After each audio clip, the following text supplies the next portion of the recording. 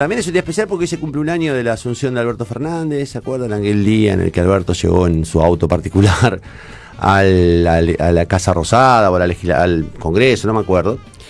Y se cumple un año de la asunción de Perotti, y se cumple un año de la asunción de Emilio Jatón y de Pablo Hapkin y de todos los intendentes y presidentes comunales de las ciudades donde ustedes viven. Yo no, la verdad es que tengo la sensación de que un año después, obviamente cruzados por la pandemia, y que eso no signifique poco, porque la pandemia impactó severamente en la economía, creo que estamos en presencia de un año de gestión de Alberto Fernández que comenzó con mucha fuerza y comenzó con mucho respaldo público a partir precisamente de la acción sobre la pandemia, pero que lamentablemente con el correr de los meses se fue debilitando a partir de la propia pandemia, pero sobre todo a partir de las dificultades para acomodar económicamente al país y sobre todo con las cada vez menos disimuladas diferencias con Cristina Fernández de Kirchner, que de algún modo lo condiciona de manera permanente a Alberto Fernández en una circunstancia que siempre da la sensación de que él termina perdiendo un poco de poder. Alguna vez él dijo que soñaba con ser el presidente de la transición, que soñaba con ser algo así como el hombre que pusiera de nuevo a la Argentina en marcha con gobiernos sólidos y respaldados. Yo no sé, me parece que no es tiempo todavía de evaluar la gestión de Alberto, pero me parece sí que está en una puja que tendrá que resolver más temprano que tarde para poner en marcha un proyecto de país. Y un proyecto de país que no es posible de otra manera que no sea a través de los acuerdos. Esto yo creo que lo decía, ¿cómo se llama este neurólogo que es muy conocido? Facundo Manes. Facundo Manes el otro día publicó algo muy interesante sobre... Es un poco lo que decíamos recién sobre el aborto, ¿no? Digo, hay algunos puntos en la Argentina que no pueden ser, resueltos solo desde el enfrentamiento. Esta teoría muy propia del kirchnerismo, de que todo tiene que ver con una lucha a todo o nada, es incompatible con la construcción de un país.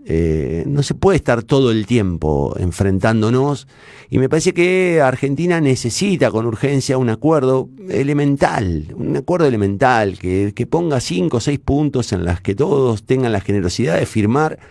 ¿Qué hacemos con la deuda externa? ¿Cuál es el foco que ponemos sobre la economía? ¿Hacia dónde avanzamos? Una reforma tributaria, un mínimo modelo que nos permita avanzar y seguir discutiendo lo demás desde la tribuna, pero que mínimamente nos ponga en un sendero. La sensación que queda acá es que no tenemos sendero todavía. Repito, se podrá hablar de la pandemia como un elemento que seguramente generó muchas dificultades, pero también basta con analizar la carta de Cristina Fernández de Kirchner de hoy para comprender que hay demasiados intereses individuales en juego y que terminan poniéndose por encima de las necesidades de todos. Una de las cosas que demostró este año de Alberto es que también al peronismo le cuesta gobernar cuando las condiciones macroeconómicas no son ideales. Y que también al peronismo le cuesta resolver la cuestión cuando no tienen commodities, cuando no tienen, asideros desde donde sostener un esquema de Estado presente. A la gestión de Alberto le quedan 3 años, es una figura muy debilitada y ojalá que consiga en el próximo año enderezar las cosas a partir de acuerdos políticos. Si no hay acuerdos políticos, si no consiguen entender que necesitan de un fragmento importante de la oposición, y si la oposición no termina de entender que no se trata de debilitar solo al presidente para rápidamente recuperar el poder, y la verdad que estamos en problemas serios. No recuerdo una crisis como esta. No recuerdo una crisis como esta en el sentido de no tener horizonte. Solo la del 2001. Y la del 2001 tuvo como salida un incremento sustancial de las condiciones macroeconómicas internacionales que nos permitieron rápidamente salir. Ese escenario no está a la vista. No está a la vista y de verdad, con los condicionamientos del Fondo Monetario, con la caída brutal del empleo, con los altísimos niveles de pobreza y marginalidad, es tiempo de que alguien, y ese es el lugar, me parece que le corresponde al presidente, tome la definición de poner en marcha por lo menos un plan de acuerdo, y si no lo hace, el año que viene será muy parecido a este y la gestión va a ser cada vez más difícil y más repleta de enfrentamientos. Sobre Omar ya hablamos bastante, me parece que a lo largo del año hablamos bastante, es muy decepcionante la gestión de Omar Perotti, ya no desde el punto de vista de las acciones políticas, porque no se conocen acciones políticas, y parece una exageración, pero no hay acciones políticas, no hay un solo plan de gobierno de Omar Perotti, no hay un plan económico, no hay un proyecto de producción, no hay un proyecto educativo, no hay un proyecto de salud.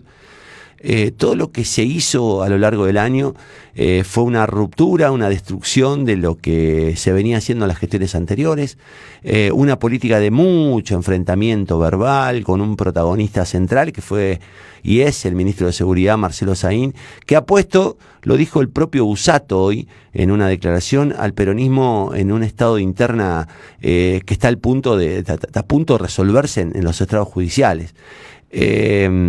Perotti pareció no entender, me parece a mí, en la situación en la que asumía. Tuvo a su favor una ley de emergencia que le permitió hacer un montón de cosas que en otras circunstancias no hubiese podido.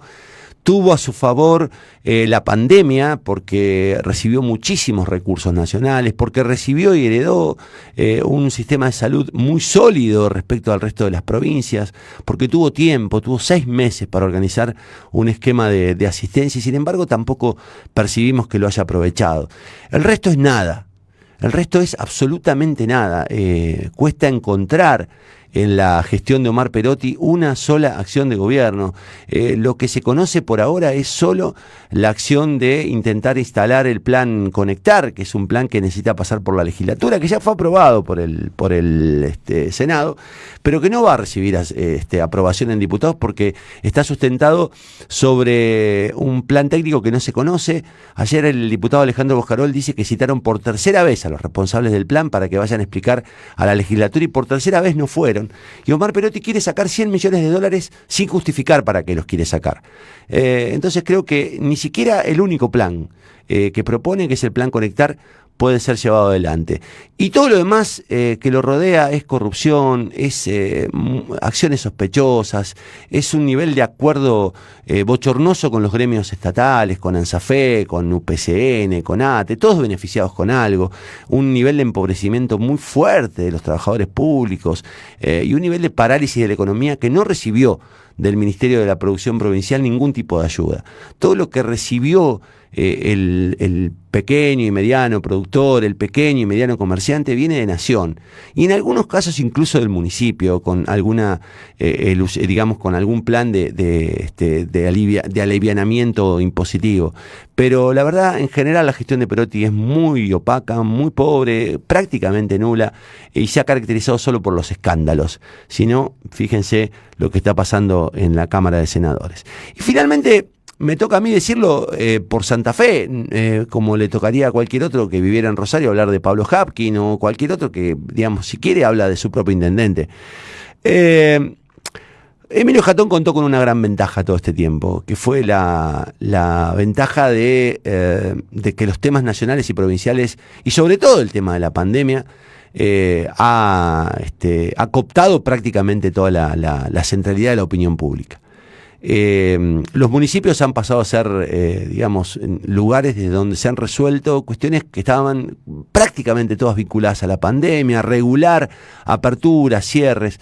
En el caso de Jatón, yo lo digo con mucho respeto por Emilio, creo que ha podido consolidar algún tipo de equilibrio en las decisiones, ha sido bastante inteligente a la hora de tomar decisiones.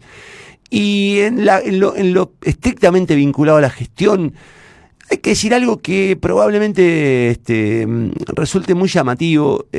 Jatón, por lo que uno puede observar, ha tomado un camino bastante inverso al de su antecesor.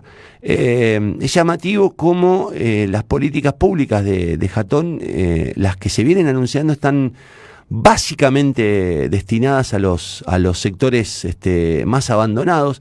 que fueron los que le permitieron ganar a él, porque él ganó, digamos, en los márgenes de la ciudad. Y es llamativo cómo Hatton, creo que tiene que ver con su personalidad de formación de político no tradicional, pero Hatton ha elegido comenzar por el camino de las obras en los alrededores.